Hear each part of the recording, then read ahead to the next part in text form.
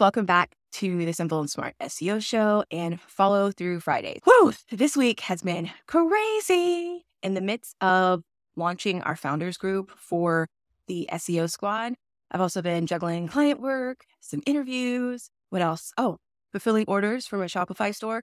So this is a very busy and fun time. This week on Follow Through Fridays, I have something a little different because I did a LinkedIn Live with a company called SEO for Hire. And there were some questions that I answered live that after I watched it, of course, I thought, oh man, I wish I would have said this or that because I have a podcast and it's Follow Through Fridays. I could do that. Woohoo! I will link to the SEO for Hire show so that you can watch it if you'd like. It was a really fun episode to do with Shreya and Darius. One of the things that we were talking about was things that are vital for onboarding an employee. And I have come to realize that honestly, most of my onboarding problems have been because of me, because I didn't have a SOP in place. I didn't have a system in place for onboarding. So I would say if you're looking to hire someone, make sure that you list out all of the tasks that you expect them to do. And then for each task, list out the steps of the task, because there's nothing worse than hiring someone and paying them to follow you around, especially follow you around online as you try to figure out what they should be doing to help your business. There's a certain quality of person that goes above and beyond just because.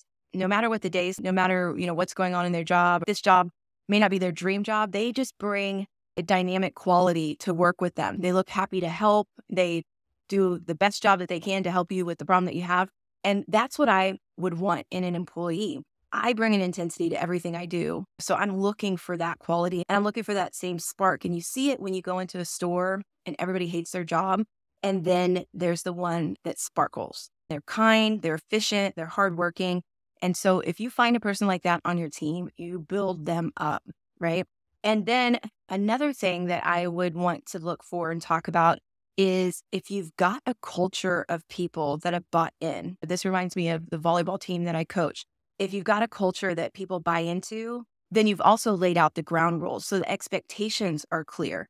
And when you have to do some form of discipline, it's like we're checking things off by this list and we're assessing your work and your performance by this list of expectations. And so when you have the conversation with someone, there's already a consensus where people know, okay, I did not meet this standard. The conversation just is easier. An example would be like, hey, you remember what we agreed to about being late?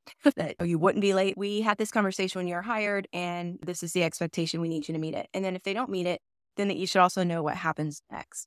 And I think that having that conversation is important because even though there are boundaries between business and life, sometimes as a leader, you have to understand where they overlap and it gets a little messy. And in those particular situations, a little empathy goes a long way.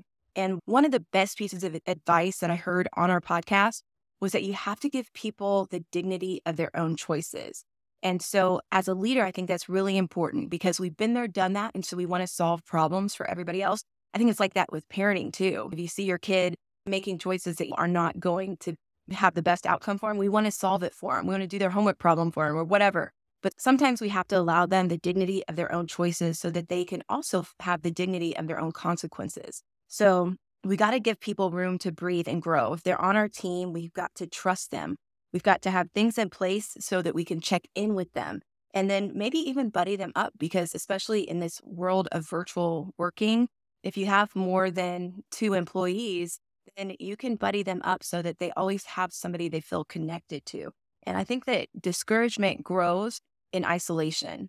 So it's either in isolation or in a toxic environment or a combination of both. And one of the last things I want to say about this is that you can't control everything, but you can control whether you do what you say you're going to do. And that's where trust is built.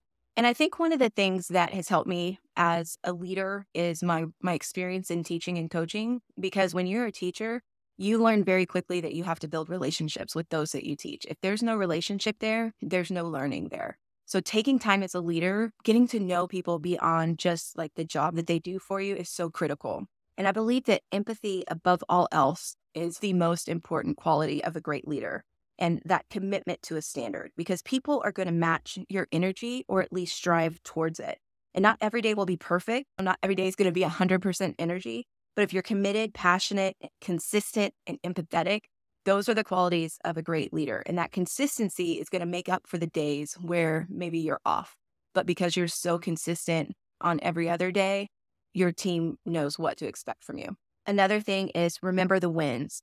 I write a lot and I have journal upon journal of ideas where I've written down different thoughts, and it's fun to go back and read. And I would encourage my team to do the same thing, especially wins, because when times get hard, it's easy to get bogged down with doubt and insecurity and maybe even imposter syndrome. But if you have a list of things where you have successfully done a job, to go back and read those things is like affirming to yourself that you in fact know what you're doing. So I'd encourage that process of self-reflection for any leader and their team members. So having said all that, I appreciate you listening to this reflection of my conversation with SEO for Hire and just some of the thoughts and ideas that I had regarding leadership after I, watched the video, and I thought, what else could I add to that, or what else would I've added? And I want to invite you to the upcoming SEO challenge that we're having. It's a 3-day Supercharger SEO challenge. It starts at the end of February, and you can sign up now.